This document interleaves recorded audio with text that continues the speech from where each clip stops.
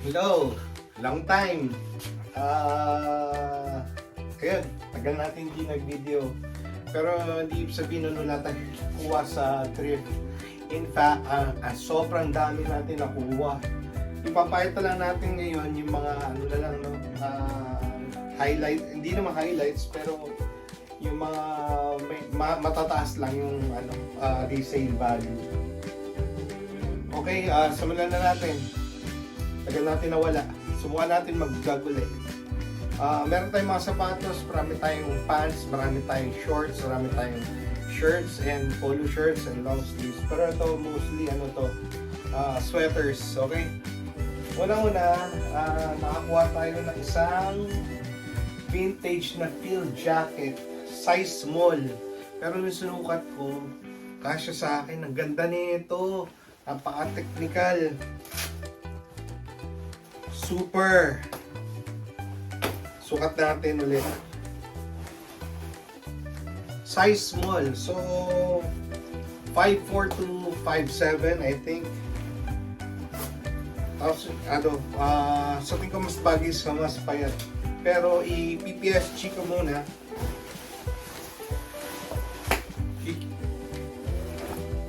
May nag-crack. Ayan, no? Ganda.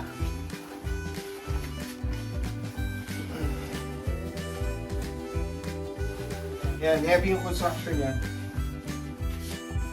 Anyways, good yan nakatago. Tapos nasa end din yung insulation niya, yung lining.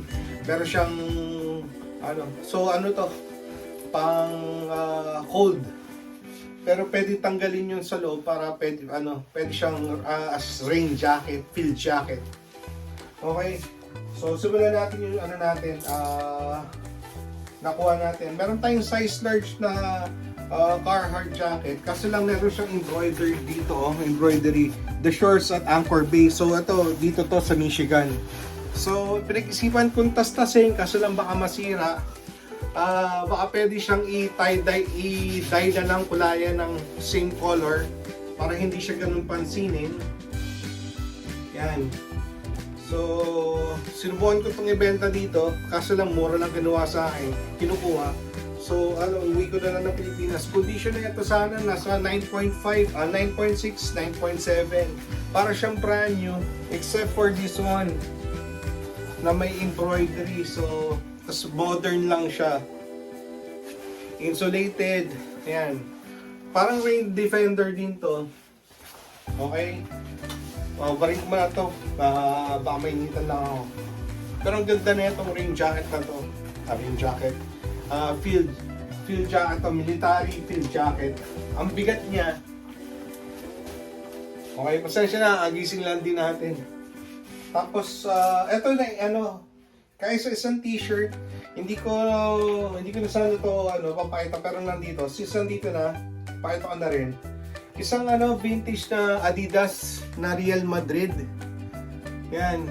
Kompleto naman yung mga niya, oh. Tapos mukha naman siyang legit. Sa stitchings niya, mukha naman siyang luma. Yan, mukha naman siyang luma. Wala siyang sa likod. Meron siyang mga konting runs. Actually, marami siyang runs, pero vintage siya. Yan. Tapos yung price na ito, scatter sa eBay, around $100 to $179. Pero yung $179, good condition, pristine condition. This one is not, pero this one is a size large. Size medium lang pala, pero malaki siya. Oh. Yan. Vintage na Adidas na Real Madrid. So, marami pa tayong nakuha vintage, marami ako nakuha na Metallica, tapos WWE, meron akong Stone Cold, iba pang Ride the Lightning, pero hindi ko na papakita dito, uwi ko na lang. I-reserve ko na lang sa'yo pagka dumating na. Okay, marami tayong nakuha na quarter zips, katulad nito, kaso lang pula. But, ang kagandahan dito, it is a size small. Yan, okay naman yung mga cuff niya. Size small. So, para wala kang in-between eh. Dalawa yun magkaiba lang yung color ng kanyang pony. Tapos medyo magkaiba siya ng shade. Ito black yung ano nito, darker yung pony nito, this one on blue. Parehas silang size small, tapos magkaiba na konti yung kanilang puller. Ito square, ito rounded. Yung pull tab niya. Okay? Tapos, meron din tayo nakuha na large, pero 14 to 16. So, women's to boys. Pero pwede siya na medium to small na men's. Baka small na men's. Yan. Ano to? Rugby na brand new. Yan. Brand new siya. Tapos, ang kakaiba dito, yung loob niya ay, parang siyang, tag dito, yung panglamig din. Pero hindi naman siya ganun kakapal. So, brand new pa. So, hindi pa to. Unwashed pa to. Okay? Yan. Ganda lang nito. Sariwang sariwa. Next one. We have another quarter zip. Size large. Yan. Okay po condition nito. This one is a vintage. Ang ganda pa. Kailangan nito ng laba at plancha. Yan. Next, 2XL TG para sa mga wala, ito yung lumabas. So medyo siya mahaba. Para sa mga big boys. Hindi naman sa big boys, yung mga matatangkad. Mga parang 5'10", 5'11", pwede sa kanila to. 2XL TG.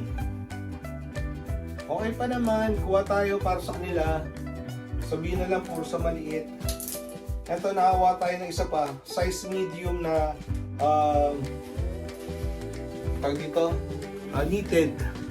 May mga konting emol-mol, pero kaya yan sa tingin ko tanggalin ng lint remover. Okay pa naman yung condition nito. Sa tingin ko ito ay vintage din. Buong buo pa rin to. Okay, pasensya na, tagal natin, naninibago ako, tagal natin walang video. Dahil, dito, nag-long weekend din dito, Labor Day. So, pag Labor Day, dami ring sale. Dami ring tao sa labas. Meron pa tayo dito again, 2XL TG. Ito maganda to. Knitted na itim. So, ang bala ko dito, i-tumble dry, ilabahan para kasi pag nilalaban dito tapos medyo mainit, medyo umuurong. So, gusto ko siyang umurong ng konti para mag-crunch in yung pagka-cable knit niya. Kumbaga, mas pumitis. Uurong to ng konti, pero okay lang kasi laki niya, haba niya. So, pagka ito ay tinumble dry ko, sa tingin ko mag-shrink to, may shrinkage to. Okay, tas gaganda siya. Ang size ay, again, 2XL TG. Tatlo ata yung 2XL TG natin. Ito, 2XL lang. Ang ganda nito, cable knit din. Ayan, Ayan. So, alam ko meron ako dito na XL or 2XL, pero nung tinumble dry ko dito, parang humapit sa akin. Parang ganda ng fitting sa akin. So, parang siya naging large, yung 2XL parang naging large. So, pabor yun, di ba? Mas mas compressed. So, pwede ko siyang gawin sa mga cable knit. Katulad din itong mga to. At ang ganda ng kulay, buong buo pa rin to. Pero ito baka iwanan ko na lang ng ganito para sa mga big boys talaga. Okay?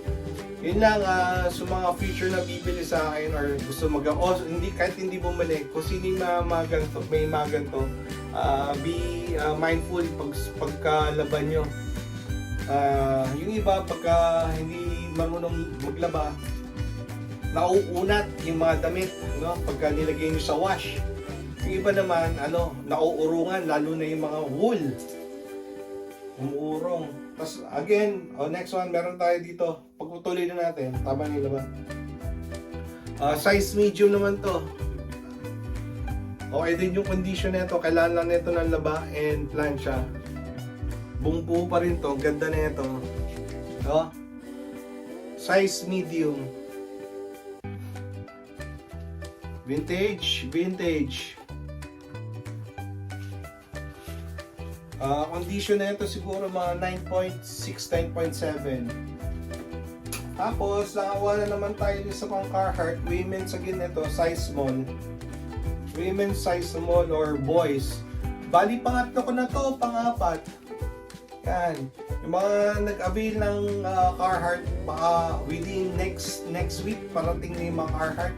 Pero kasi, unahan pa lang kayo, walang mag-aatupag. So, nahihirapan ako. So, again, kahit na ipadala ko na sila, baka mag-November na bagsaan natin. Ha? Kasi, wala eh, ganun talaga. Walang mag-aasikaso pa sa akin. November na lang. Yan, ito, pangatlo natin to. Marami tayong nakuha, ano na lang, pati mga sapatos, meron tayong mga Vans. Size ko sa size 11, magaganda. Tapos meron tayong large, 14 to 16 again. So, ito, cable knit na brand new rin to. Pero pang pang women's or boys. Pero pwede siguro pang medium or small na men's. Yan, brand new. With hang tag. Okay? Tapos lalo na naman tayo. Ang dami natin pula. Tatlo yung pula natin ngayon. This one is an XL. S-tape grade. Yan, multicolored pony. Pang Christmas or pang holidays. Pang Valentine's. Yan. Ito hindi ganun kakapalan. Okay to. Tapos condition niya mga 9.5, 9.6. Next one. Ito maganda. Size large.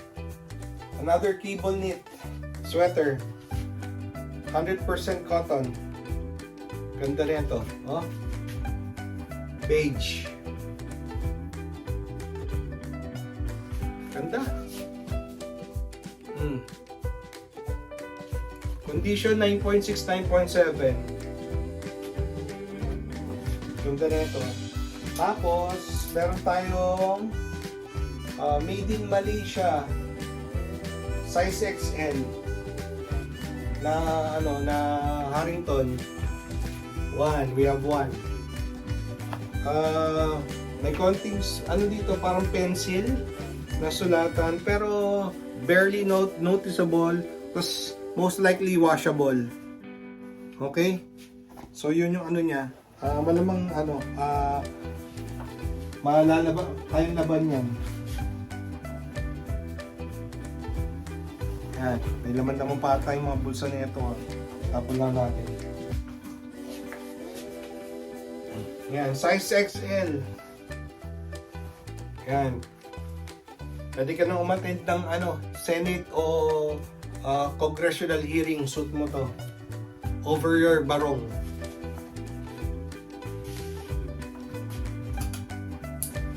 Next one, this one is another 2XLTG. Knit uli ito, pero yan, hindi siya ganun kalaki tignan. Knitted. Okay, condition 9.6, 9.7 again. Yan, ganda lang nito oh. Ganda ng color nito.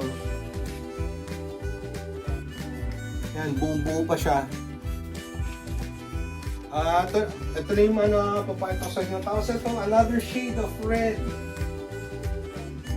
Papunta na ng maroon. Size large. Signs of wear. But, yan. Vintage. Okay pa naman yung sleeve.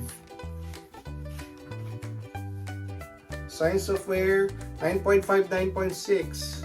Okay pa naman to, diretso pa oh. Sariwa pa rin. Size large. So, eto, ang dating na ito, baka mid-November or end of November. First week of December most likely. Sana umabot pa ngayon at hindi abutin ng port congestion. Tapos meron tayo ditong Polo Golf na size XL. Kasama to nung made in Malaysia na nakuha ko. This one is made in also Malaysia. Polo Golf. May pocket siya sa gilid, tapos quarter siya. Pero hindi siya zipper, buttons siya. Yan o. So, maganda rin to. May pa-detail pa siya dun, oh, Polo Golf. O, takpa mo na lang to para nakalagay Polo. Yan. Pero nakalagay naman dito, Golf na agad, eh. Condition again, 9.5, 9.6. Yan, meron siyang pa-detail na ganyan dito sa collar. Okay, tapos yung pockets niya, the zipper. Yan. Both sides. Wala naman siguro itong inside pocket. Dahil ito ay parang sweater type. Tapos, meron tayong size medium. Yan. Meron pa umaga to sa Pilipinas, hindi ko pa gano'n na paggalaw yung mga sweater ko. Ewan ko lang bakit hindi talaga mahilig yung mga Pilipinas sa mga sweater na full zip ng RL. But, it's still an RL, tas ang ganda ng condition, parang brand new pa, kulang lang neto hang tag. So, kaya kinuha na rin natin siya. Yan. Condition, mga 9.8, 9.5, 9.8, 9.9, kulang lang ng hang tag o hang tags. Most probably, this one is modern. Yan. Yan yung mga hang tags niya, oh. Marami na. Next one is another Harrington, but this one is not RL o Polo. This one is size medium. This one is a Nautica. Kaya natin siya kinuha. This one is vintage Nautica. Oh? May konting dumi pero sa tingin ko manageable yan, or if not, that's still okay for vintage na Nautica na quarter zip na na Harrington. Ganda ng pull tab nyo. Parang copper. Ang bigat. Ang bigat nito, pwede mo pang pang kutos o pang bukas ng gear. This one is made also in Malaysia. Ayan, oh. Tapos meron siyang pattern. Ganda lang nito. Para sa mga gusto mag-suit ng iba. Nautica. Okay? Vintage. Next one is another tawag dito, quarter zip. Dami natin nakuha talaga, sobra kalunod. Nakakasuya. Hindi naman. Yan. O, buo pa rin to. Size medium. Multicolored pony. Alam na this. Para sa mga resellers. Next one. Pa-pink naman to. O carnation. Size large. Maganda rin. Yan, no? Hindi naman siya pula. Yan. Signs of usage, yes. But still okay. Size large. Maybe 9.4, 9.5. I'm not quite sure.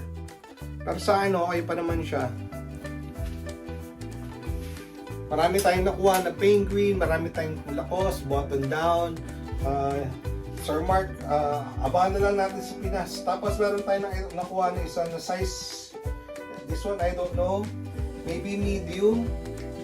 This one is a full zip. Hugo Boss. Ganda na ito. Meron din tayo nakuha Kenzo. Meron din tayo nakuha Emporio Armani. Yan. Ganda na ito, oh. Size of usage. Parang paragulan yung niya. As ang ganda ng pull tab niya. May siya, may pocket siya dito. Both sides. Yan. Okay. Next one is another neat. Size large. Pima cotton. Another polo. Ralph Lauren. Yan. Condition nito mga 9.7, 9.8. Kulang lang din dito. Hangtag lang din uli. Pag meron to hangtag, mukha na naman siyang brand new. Ito. O ha?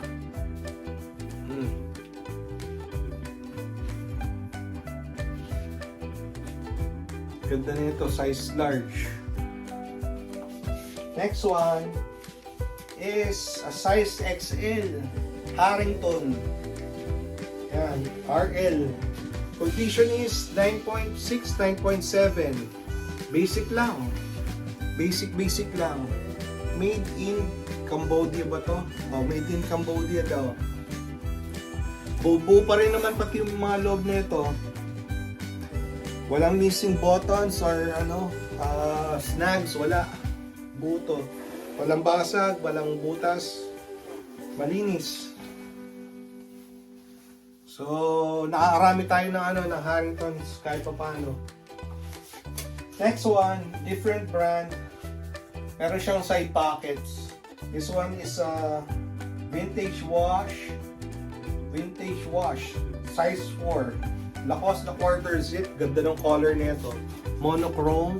Tapos meron siyang papocket sa baba. Yan. So this one is a size large or medium. Ang ganda. Condition maybe 9.6, 9.7. Buo pa rin to.